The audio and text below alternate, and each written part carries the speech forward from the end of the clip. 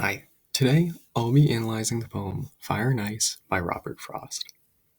Fire and Ice is widely regarded as one of Frost's most famous poems that he ever created. To preface the poem, while it's relatively short, Frost definitely packs quite the punch when it comes to the philosophical and social components that he places into the contents of the poem. He really kind of delves deeply into sort of some of the unknown themes of the human condition when it comes to the power of human emotions. Without further ado, the poem reads as follows: Fire and Ice by Robert Frost. Some say the world will end in fire, some say in ice. From what I've tasted of desire, I hold with those who favor fire. But if it had to perish twice, I think I know enough of hate to know that for destruction ice is also great, and would suffice. What speaks to me the most about looking at this poem, probably from at least a surface level understanding or reading of it, is that it depicts the end of the world, but it also depicts how the elemental forces of fire and ice are essentially two sides of the same coin, two sides to the same chaos and destruction that essentially Frost puts on equal footing. Kind of delving a little deeper into this theme, it's very clear cut that Frost uses both elemental forces of fire and ice as analogies or metaphors for specific, very strong willed, passionate human emotions. While these analogies are very surface level, it's actually quite interesting how Frost uses a little more unconventional literary methods to actually create these comparisons.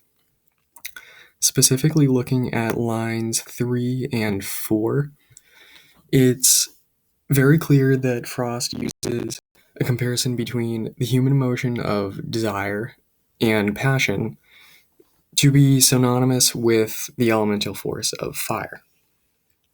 This is actually a very common theme in a lot of literature where authors or poets will kind of take this very passionate emotion and really combine it with the idea of the warmth and, well, passion of fire itself. What's interesting about the way that Frost writes this poem specifically is that there actually are no similes or metaphors to be found in its entirety. Instead, he uses the method of rhyme scheme, syntax, the structure of the poem to actually really drive home this comparison. So, looking at lines 3 and 4, you have the endings of both lines rhyme, and this kind of drives home that the comparison is strong and that both elements are actually very intertwined.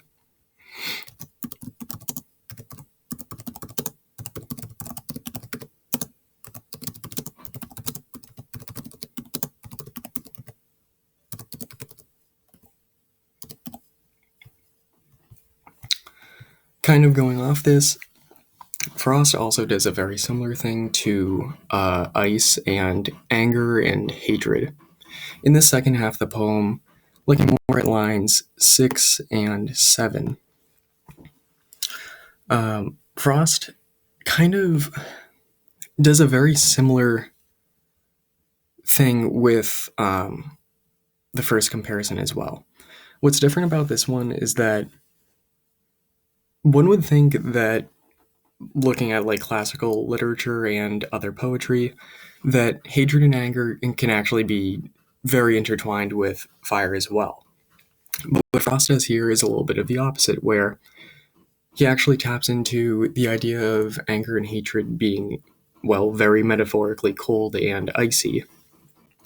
And in a similar vein, he uses the endings of both lines, the rhyme scheme, structure of the poem, to really drive home this comparison without actually using a straightforward literary device to create this.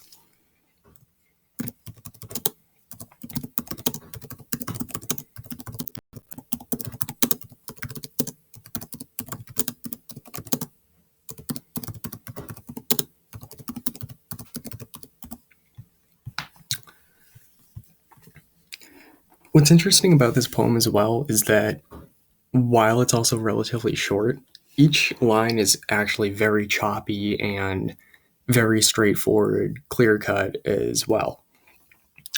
What I kind of noticed about this is that it really creates a very choppy, straightforward, but also very bleak and unemotional tone to it.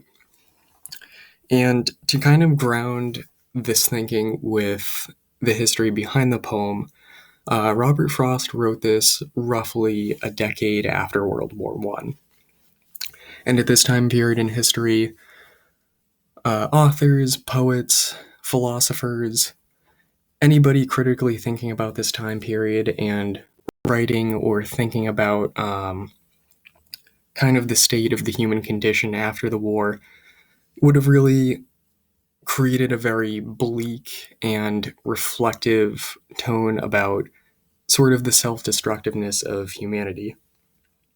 And this is actually very clear with the poem, not on the surface level, but looking at this poem wide analogy of fire and ice being synonymous with very passionate human emotions. It's very clear through Robert Frost's writing that he's commenting on sort of the self destructiveness of humanity due to it being consumed by its own emotions. And this is also um,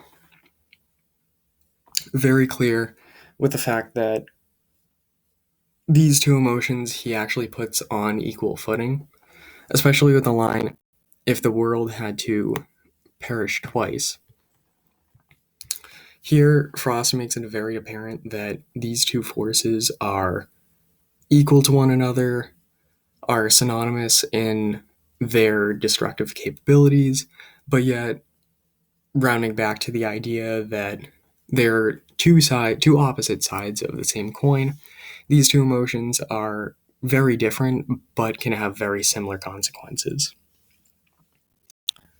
Well, that's it for this analysis of Robert Frost's Fire and Ice.